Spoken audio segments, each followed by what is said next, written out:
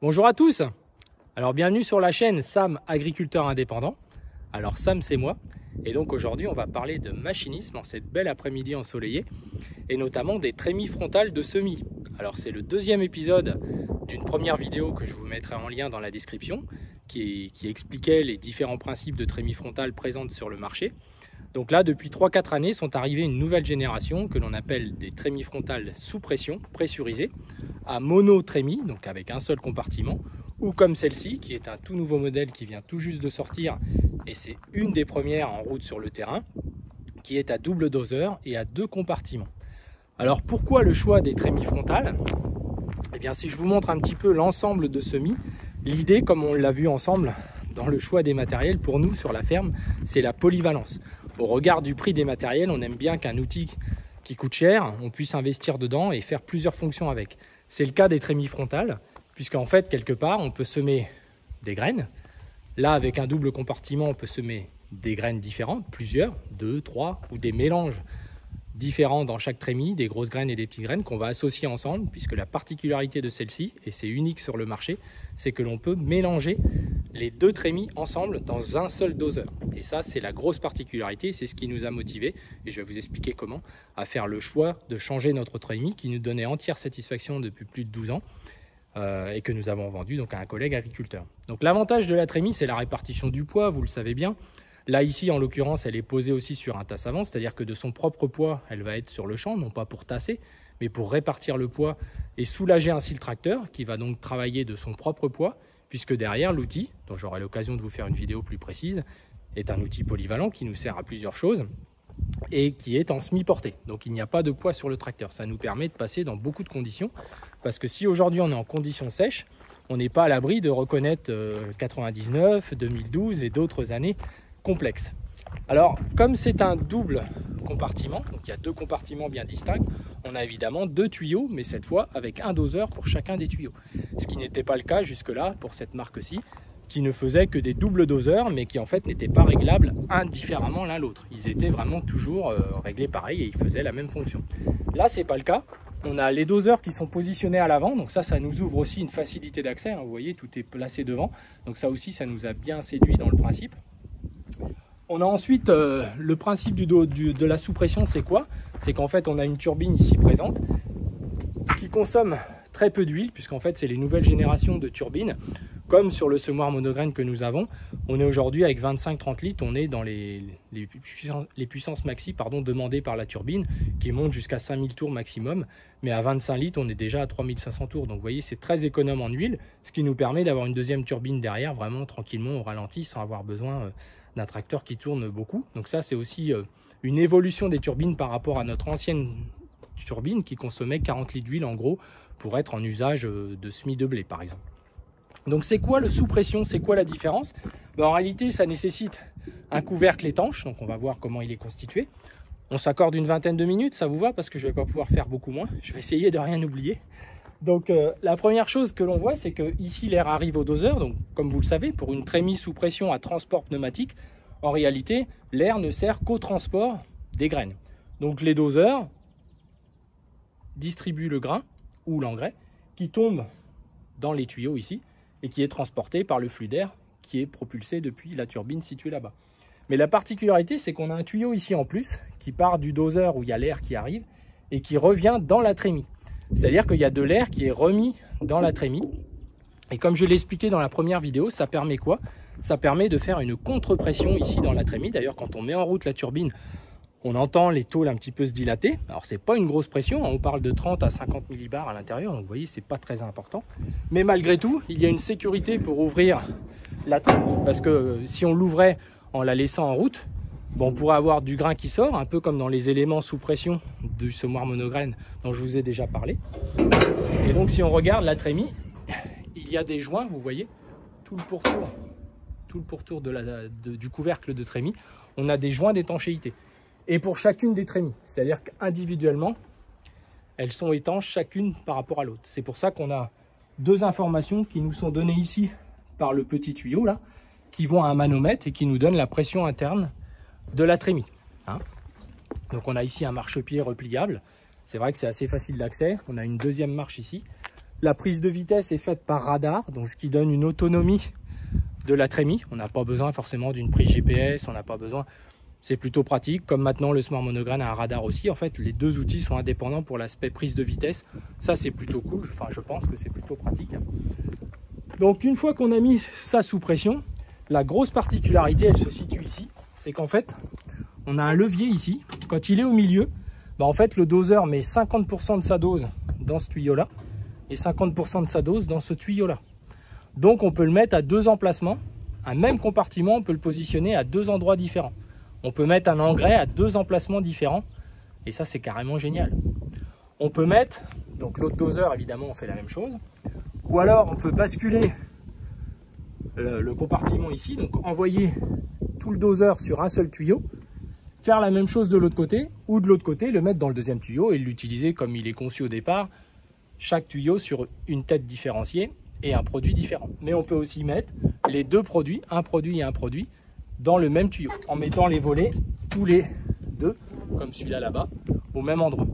Et ça, c'est les seuls à faire ça pour l'instant, et c'est carrément génial, parce que ça nous ouvre des portes, vous imaginez, absolument fantastique, puisque nous, si vous regardez, on a deux têtes sur l'outil, une tête qui va dans les dents et une tête qui va à l'arrière du rouleau, j'aurai l'occasion de vous le présenter, mais ça veut dire que jusque-là, on était un peu obligé de faire un choix, on faisait un compromis, comme souvent en agriculture. Là, l'intérêt, c'est qu'on peut vraiment faire ce qu'on veut. Des grosses graines, des petites graines, moitié-moitié, parce qu'on veut être sûr, il y a des conditions un peu séchantes, on n'est pas sûr que tout mettre creux sera intéressant, et d'en mettre un peu au-dessus, s'il pleuvait qu'un tout petit peu, ça lèverait, et ben on fait moite-moite par exemple. On peut remplir les deux trémies. Avant, on avait aussi une compartimentée. Quand on faisait des semis sans engrais, par exemple, ben on n'utilisait qu'une seule partie de la trémie, c'est-à-dire 2/3 en gros. C'était presque du moitié-moitié à l'époque, 60-40. Là, l'avantage, c'est qu'on peut tout remplir en blé, mettre les doseurs à 50% de leur débit de blé. Par exemple, si on est à 200 kg de blé, je donne un exemple, on met 100 kg pour le doseur 1, 100 kg pour le doseur 2. On les met tous les deux dans le même tuyau et on utilise notre trémie à 100%. Donc là, rien que par ça, on a doublé notre autonomie sur le chantier. Ça, c'est génial. Sans vraiment alourdir l'ensemble. Alors, il y a quand même des défauts, hein. On en parlera un peu à la fin, mais là, déjà, un des défauts principaux, vous voyez, c'est le porte-à-faux. Je vais peut-être me mettre de l'autre côté, vous verrez mieux. Mais c'est vrai que par rapport à notre ancienne trémie, on voit tout de suite qu'il y a quand même un porte-à-faux important vers l'avant. Donc c'est en effet souvent des trémies qui vont être conçues pour des gros tracteurs, puisque maintenant les gens sèment avec des tracteurs de 250 chevaux, voire plus, avec des combinés de tourniquettes de 6 mètres derrière, très lourdes. Et là évidemment cette trémie-là tout de suite, même à vide, permet quand même déjà de faire un contrepoids suffisant pour ce type de matériel très lourd. Alors nous c'est pas le cas, parce que nous on est en semi-portée. Donc on a un tracteur relativement compact et léger. On espère que ça ne posera pas problème. En tout cas, on s'auto-limitera certainement sur les quantités que l'on mettra dedans et qui peut le plus, peut le moins. Hein. Je veux dire, quand on fera des grands champs sans déplacement routier, on pourra peut-être la remplir à fond et sinon, bah, on restera raisonnable. Hein, ça fait partie aussi des techniques d'agriculture de conservation. Hein. Vous êtes d'accord avec ça?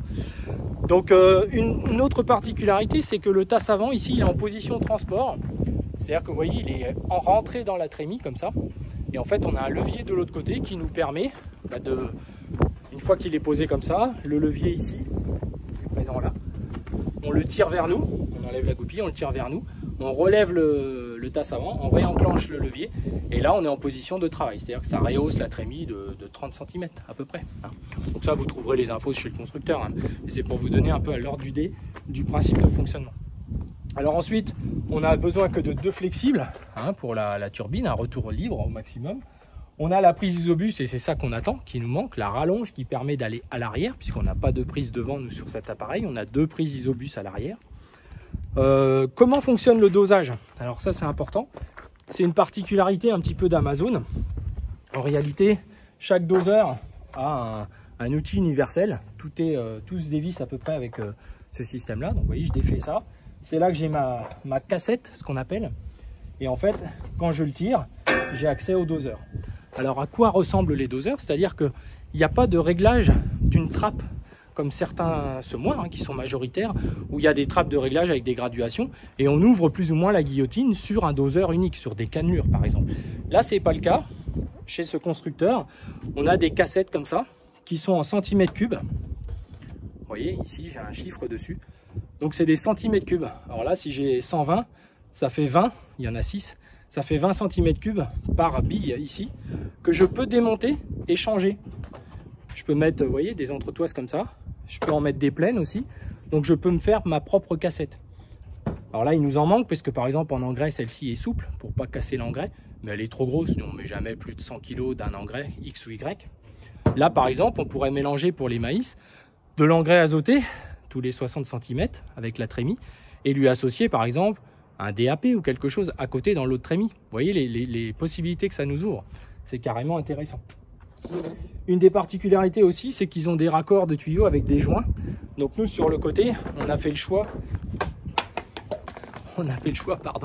d'avoir des tuyaux le plus rigides possible pour limiter les pertes, même si on est en pressurisation, puisque la pressurisation, comme je le disais, ça permet quasiment de doubler les débits par rapport à une trémie standard.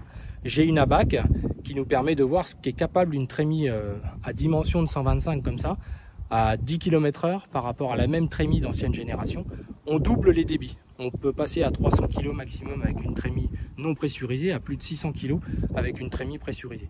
Et c'est vrai que quand on met les mains sous les dents, là ici, quand on met la pression, on sent vraiment que c'est des trémies qui ont de la marge de manœuvre très importante au niveau des débits. Donc là, vous voyez, c'est ce type de coudes là qui sont vraiment intéressants, où après nous on va le plus directement possible, hein, tous ces tuyaux là on les a modifiés pour que ça aille le plus facilement possible, et ça permet évidemment des débits, on ne contrarie pas. Alors une des particularités, et je pense à mon humble niveau que le secret réside peut-être ici, c'est qu'il démarre en 110. C'est un peu incompréhensible, mais je pense que ça fait un effet un peu Venturi, ça fait une accélération d'air ici, pour après repartir à partir d'ici en 125. Jusqu'au bout, jusqu'à la tête. Après sur la tête c'est pas très important, si c'est une tête de 140, etc. Alors finalement pour les essais, comment ça se passe?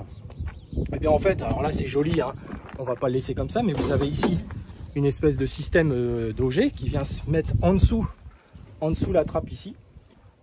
Vous montez en cabine, vous mettez la vitesse que vous estimez à laquelle vous allez travailler. Vous validez le doseur que c'est, les centimètres cubes qui est écrit dessus. Vous voyez ici c'est un 40 cm3. Là-bas on a fait une modification, c'est un 60, donc on l'a fait nous-mêmes, comme je vous disais tout à l'heure, il ne faut pas se tromper. Et puis en fait, on fait un essai sur le choix qu'on veut, soit un 5e d'hectare, un 10e d'hectare, un 20e d'hectare. On fait un petit peu ce qu'on veut dans le choix. Donc plus on prend large, plus on prend de surface, plus on augmente la précision, vous en doutez bien. Et puis ensuite, on pèse ce qu'on a récupéré en dessous. Donc là, la trappe s'ouvre ici, on ouvre la trappe en bas, hop, ça bascule. On met l'auger là en dessous, hop, ici comme ça, et puis on récupère, on pèse.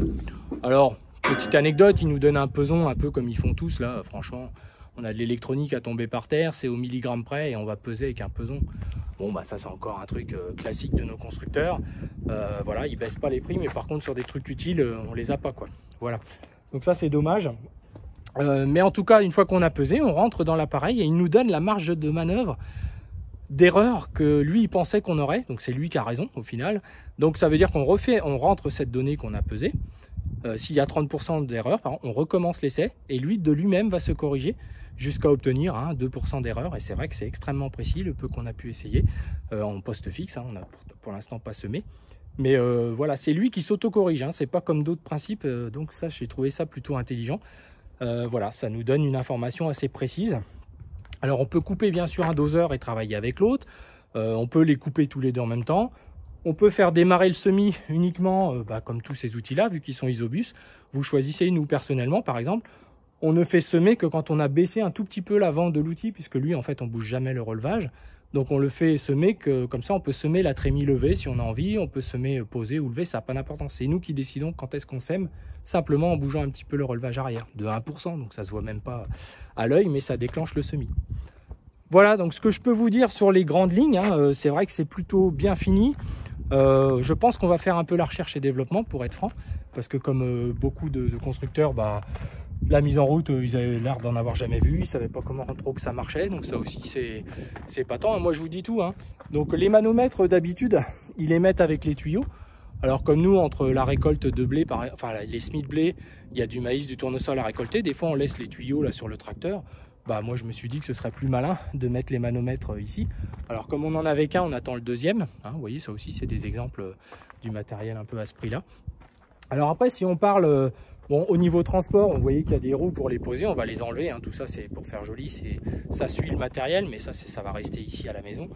Là ici c'est les rangements pour les cassettes que je vous ai montré tout à l'heure. Donc c'est vrai que globalement c'est bien fini. Le boîtier on l'a toujours pas, on l'aura peut-être avant la fin de l'année en théorie. Donc on utilise le boîtier de notre épandeur d'engrais qui lui aussi est Isobus.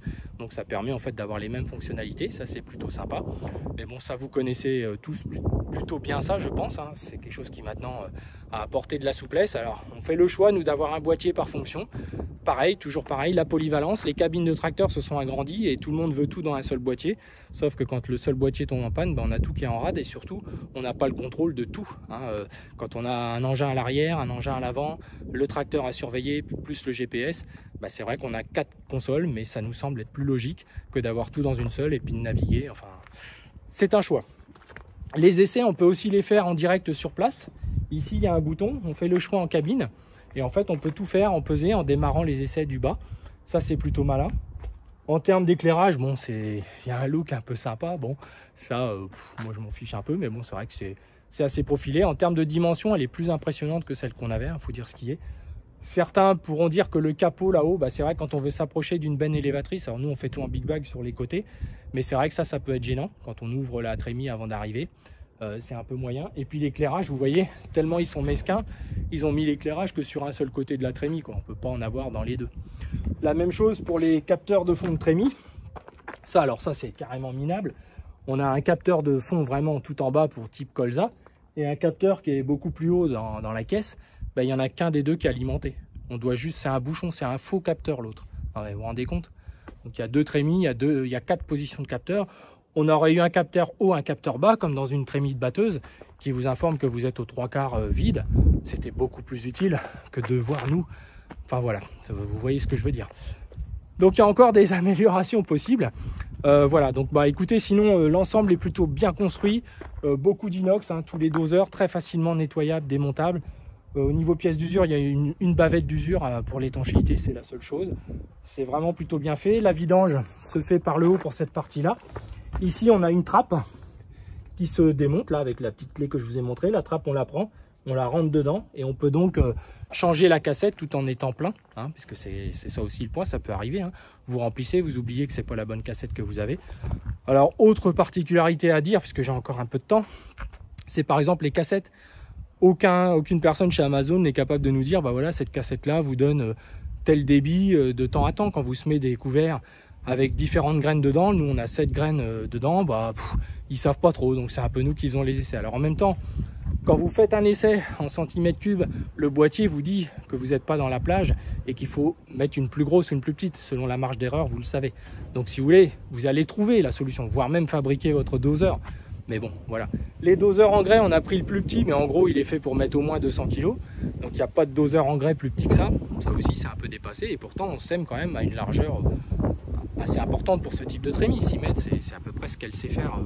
On doit pouvoir monter à 7,50 m avec une trémie pressurisée, ce qu'on n'était pas capable de faire jusque-là avec une trémie qui n'était pas sous pression. Voilà, alors je pense vous avoir donné le maximum d'éléments. Surtout, n'hésitez pas à poser des questions dans vos commentaires. Alors attention, hein, j'ai pas d'action chez le constructeur.